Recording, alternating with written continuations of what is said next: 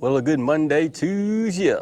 It's Dan. I want to welcome everyone to my home in the sticks, and I hope everybody's having a good Monday and a good start to a new week. But over here in East Central Mississippi, we are probably in the middle 70s right now, and then it stopped raining. Before we get started on today's video, I'm always going to say that if you are new to the channel, I want to welcome you. And if you're returning just to see what old Dan's got going on over here, I sure enough thank you for coming back.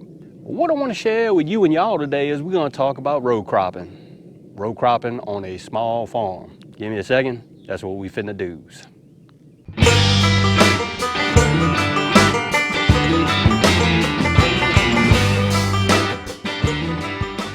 Dan, what you got going on now?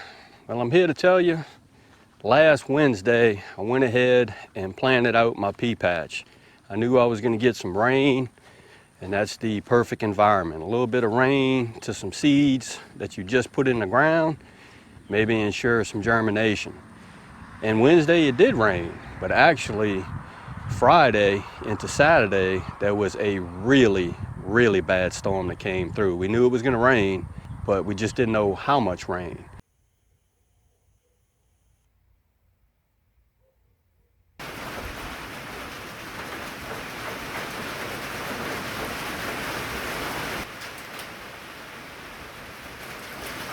I actually picked up 4 inches of rain in less than 24 hours. So there's a pea patch. I'm sure you can see I had a lot of washout in this terrace. A lot of washout. See, there's one really big one right there.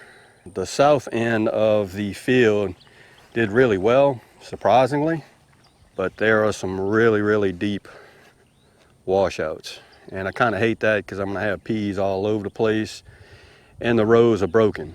But that's the way it goes when you row crop.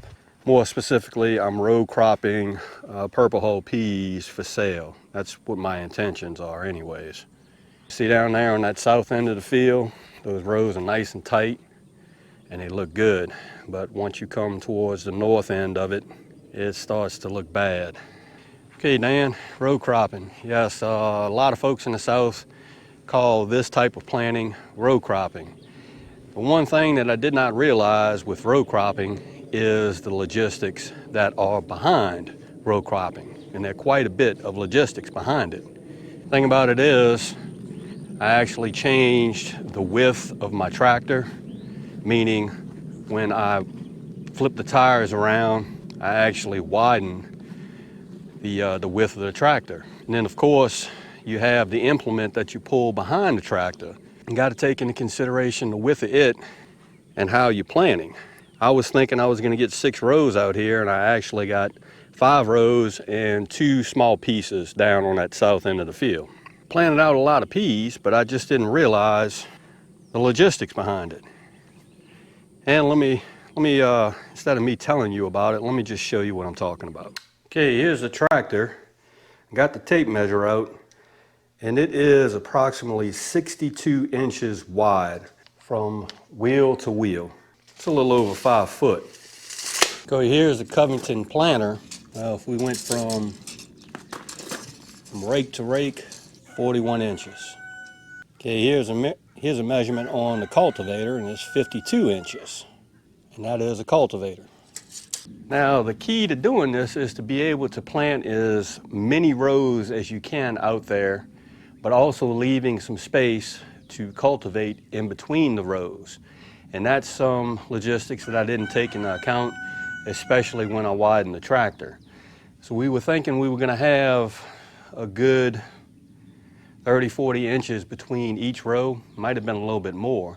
But come to find out, once we laid out the rows, I'll be able to use that cultivator just fine. I'm probably gonna have to either take off those 2 inside rakes or angle them outwards, one or the other. I guess we're gonna find out once those peas come up, and hopefully they will come up, especially with all the rain we got.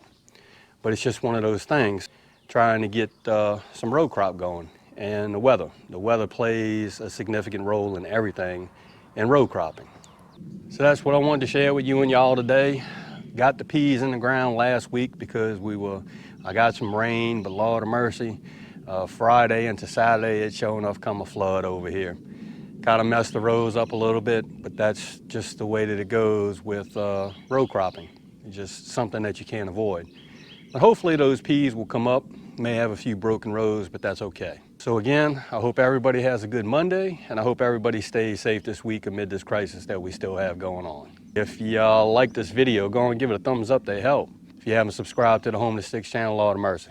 Y'all need to come on over and give old Dan a look, because I'm always doing stuff. With that being said, you know it's coming down reference showing off, always gonna say it.